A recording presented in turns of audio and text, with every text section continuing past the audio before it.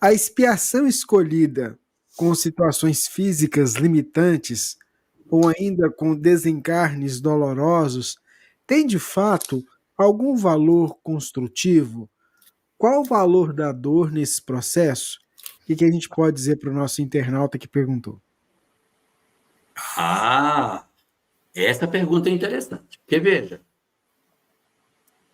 qual é o sentido que tem você passar por uma dor física se você produzir uma dor física? Qual é a graça que tem? Não, porque como o sujeito ele queimava os outros na encarnação passada, agora ele foi queimado. Gente, de que aproveita? O que Deus ganha de dizer, você queimou, foi? Então eu vou queimar você também.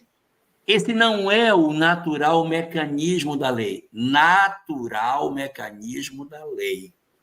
A lei possui inúmeras estratégias para que a gente, ao cometer uma falta, consiga se recuperar diante dela. Eu fiz uma bobagem, digamos, eu matei uma pessoa. Se eu matei uma pessoa, eu posso renascer agora como juiz, como advogado, como médico, como pai dele, como, meu Deus, bombeiro, vou salvar vidas, como várias alternativas. Posso renascer como professora em Uberlândia, professora primária em Uberlândia. Eu posso ter uma série de maneiras de recuperar o que eu fiz. O que eu fiz. Mas não é obrigado. Vai passar por isso. Não. Agora, a lei de causa e efeito, ela vai nos oportunizando estratégias de despertamento. Bota o cara como bombeiro, bota o cara como médico, bota o cara como pai, bota ele como juiz, como policial, como advogado penal. Nossa! Mas o cara não se conserta. Ele não aprende. Então, as expiações, quando elas têm esse aspecto mais físico, é porque os aspectos morais não estão sensibilizando o espírito. Ele nem acha ruim ter matado os outros queimados. Ele nem acha. Não acho nada. Matava queimado de novo. Sabe? Matava queimado de novo. Então, se o espírito não se sensibiliza com as provas morais, com as possibilidades de transformação no campo moral, eu disse uma das estratégias que pode ser buscado é sensibilizar o espírito fisicamente com aquilo que ele fez. Mas a lei de causa e efeito não trabalha assim. Você tirou um dedo, foi fulano, tire um dedo dele na próxima. Não, não é dessa forma. Mas se eu fisicamente sou insensível às estratégias outras que a lei de causa e efeito tem, eu posso, de repente, ter que viver essa experiência. E aí acrescento mais um detalhe da lei de causa e efeito, capítulo 17 do livro Ação e Reação. Lá ele diz o seguinte, que se alguém passa por uma expiação em que não foi necessário que ninguém caísse para que a lei me atingisse, indica final de expiação. Confundi vocês? Eu vou tentar ser mais claro.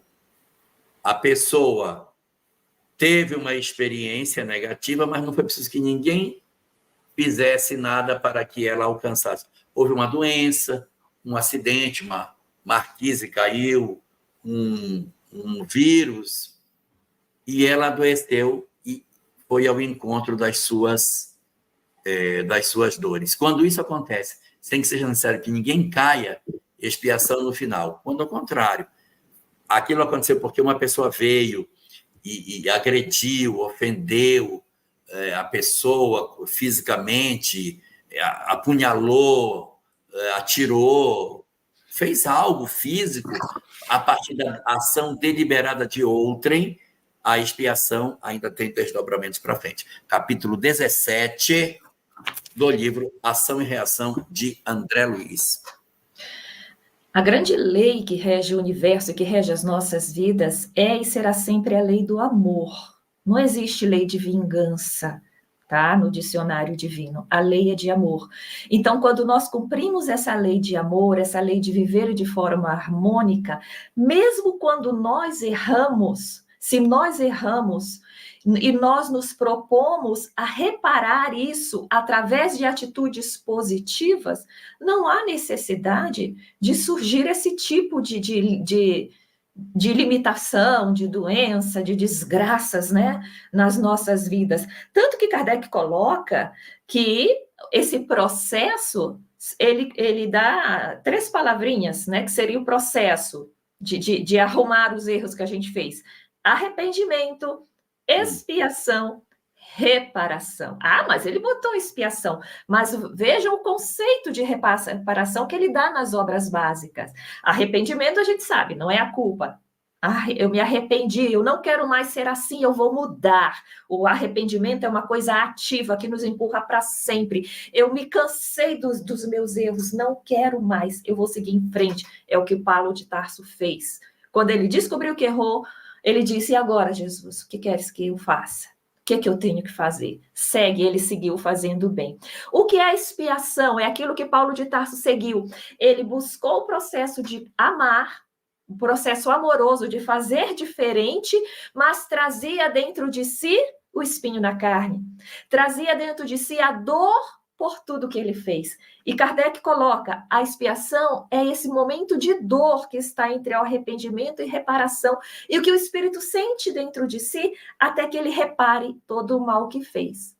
Entendeu? Ah, na expiação que você vai nascer com uma limitação física, vai nascer assim, vai... Não, é a dor interna de saber que cometeu, que fez os outros sofrerem.